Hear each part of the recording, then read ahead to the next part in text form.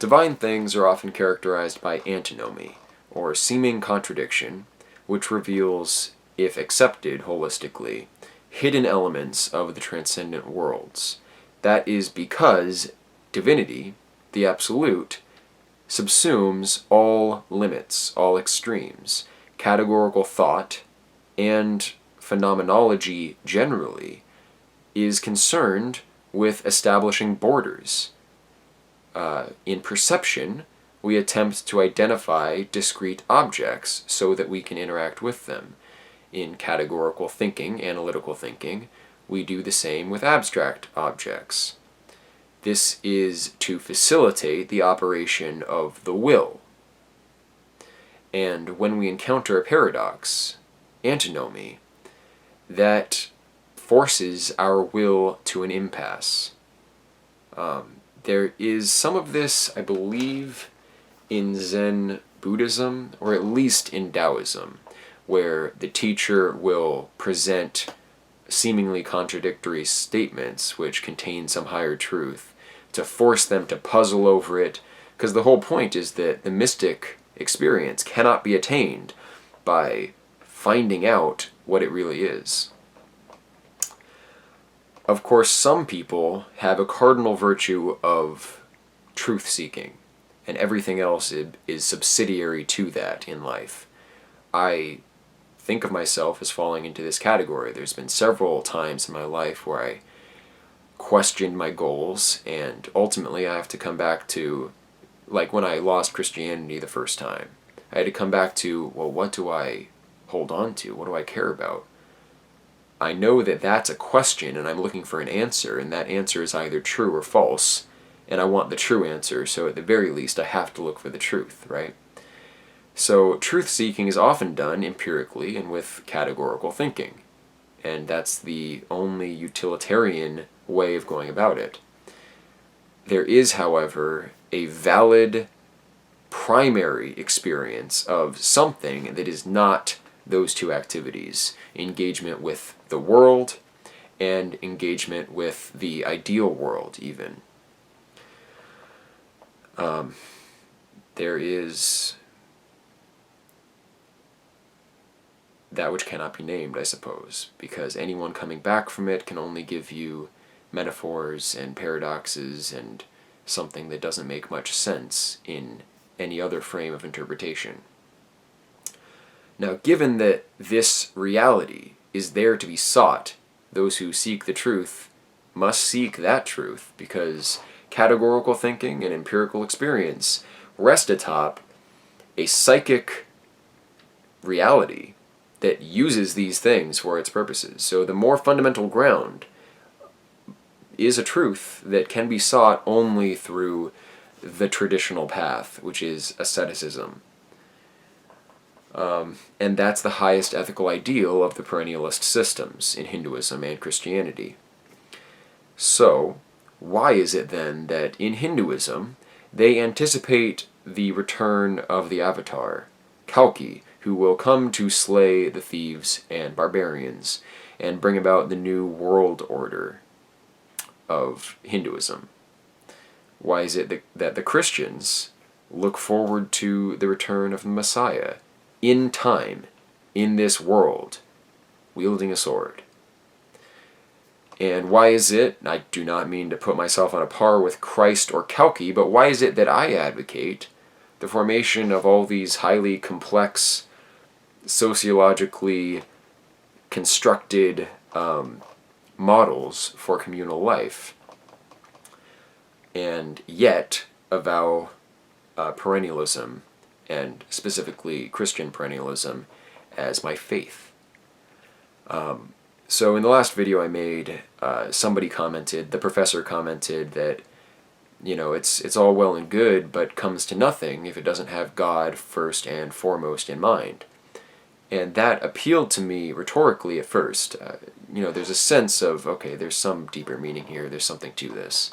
So I thought about it. Since he commented that, I've been thinking about it.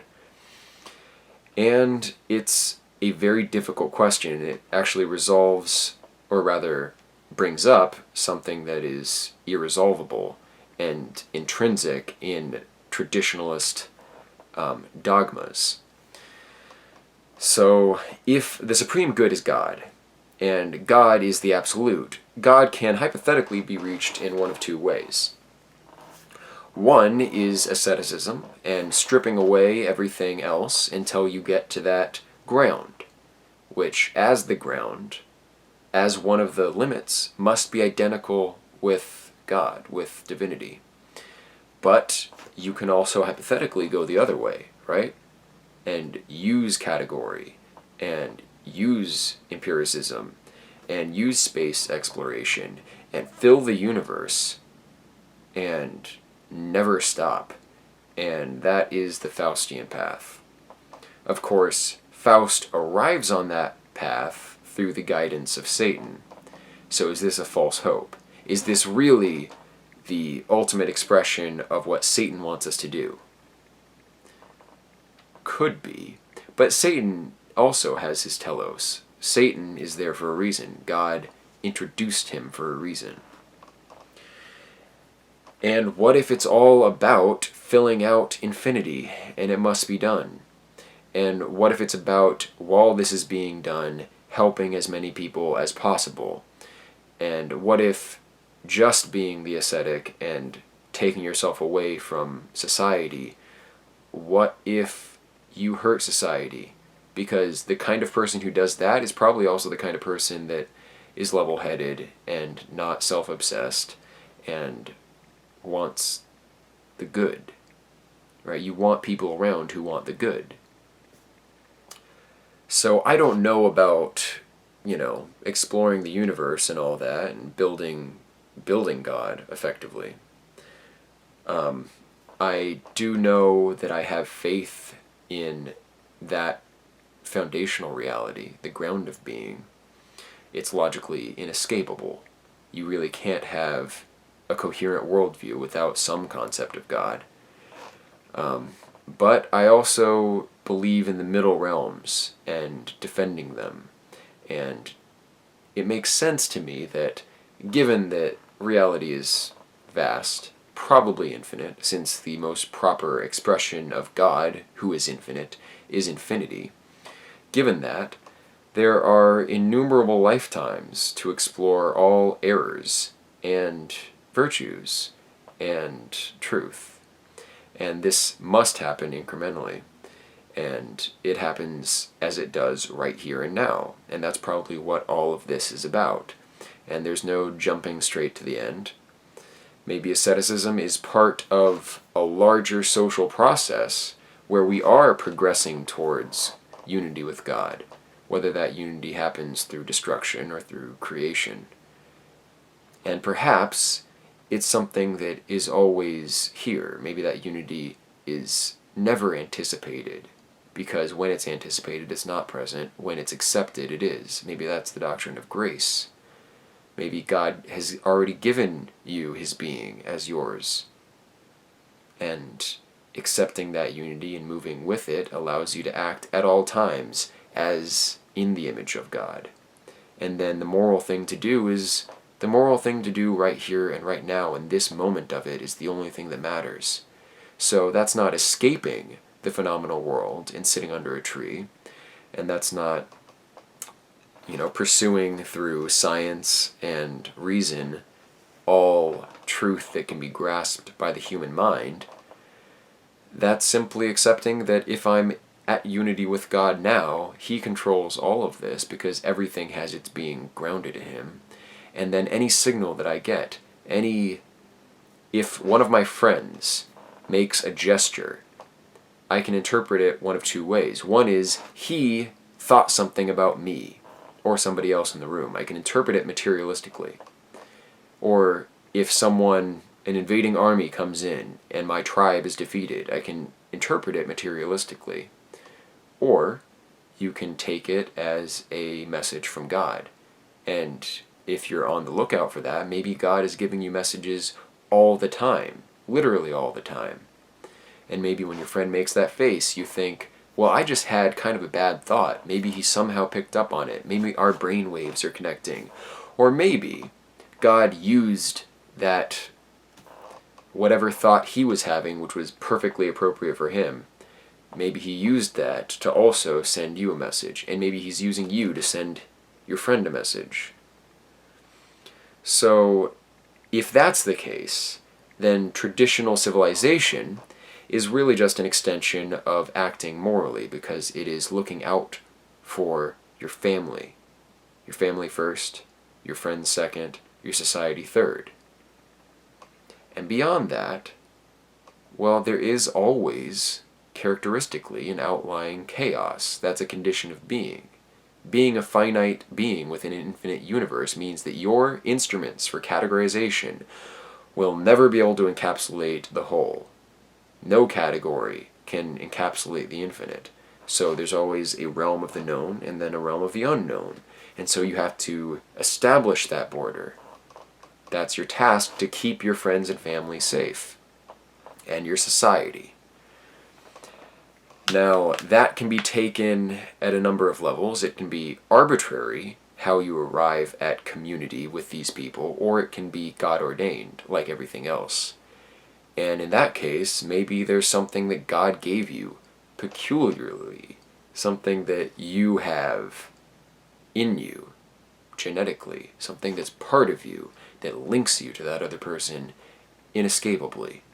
And maybe you meet these people all the time, the people that you are supposed to reside with, and maybe you turn them down, and maybe you don't form that optimal God-given community that he always offers. I'm sure he does, and I'm sure we're fractious enough and distracted enough to never really take advantage of it. So, the question from the professor in his comment that got me thinking deals with this dichotomy. If God must be first, then, how do you put him first? Maybe you put him first by dedicating yourself to your work. And that is putting God first. And maybe your work is you see that your friends, family, and society are in danger, which means that everything you do from this moment on is in defense of that, because it's your task. It's what God has given you to do. And that is not just because of their sake, or, for the sake of glory, for the sake of everlasting fame. It's because that's how you practice, that's how you learn, that's how you go through the divine pedagogy, which is offered through millions of lifetimes, or something like that. It never made sense to me that there would be heaven, and then earth, and then hell, and all people who are good enough, meaning maybe they accept Jesus, or something like that, maybe all those people go to heaven, and all the people who don't pass muster go to hell, and there's no in-between. Or maybe there's purgatory, and bad people go, or maybe Dante was right, and there's a certain level of discrete areas, zones in each. Tradition is somewhat ambiguous. Christian tradition is a little bit ambiguous on this question, but all of the intermediate steps exist in an infinite universe, and a finite universe makes no logical sense. It is absolutely untenable, so that's why reincarnation is the only way to make sense of this. Phenomenology is primary. God is within all of it, and directing it, and telling you what you need. That's a Meister Eckhart thing, that an all-loving God would give you in each moment exactly what you need to be drawn closer to him. And being close to him is something that you recognize as being already with you, when you're in that state of kenosis, sacrifice of your will. Meister Eckhart also said that the good man does what he does simply because he's good.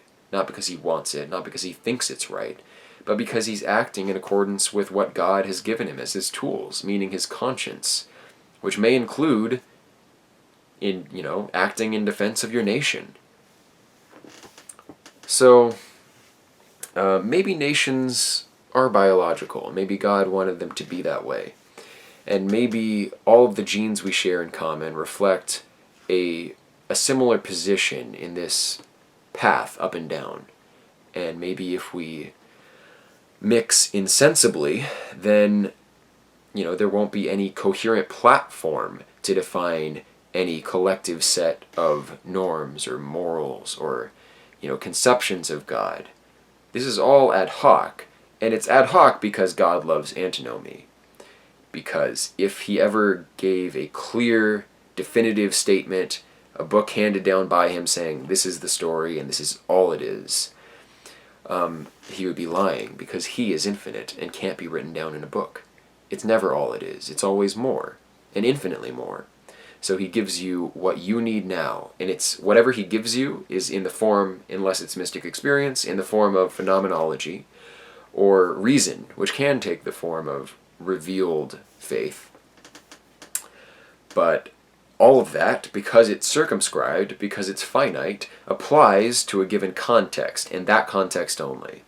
This is how I interpret the problem in the alt-right between paganism and Christianity. Some people are at that psychic level. Our ancestors were. Germanic ancestors needed Norse paganism. God put them in a society with those values because they were the values that needed strengthening in them. And presumably some people still are at that level. And, God will forgive them that they're not Christians as long as they keep trying to learn and be better. And, eventually Christians will learn what our faith has to teach, and Christ will come back, and maybe Jesus comes back and he says Advaita Vedanta is the correct doctrine, guys. Let's have a Hindu world order. You never know is the whole point. Remaining humble about matters of morality seems the only healthy way to go. So, I believe in doing what I can to make my family life better. So I want to find those people who God wants me to be in community with. Just like Jesus always looked for those who God has given him, and not just anyone, right?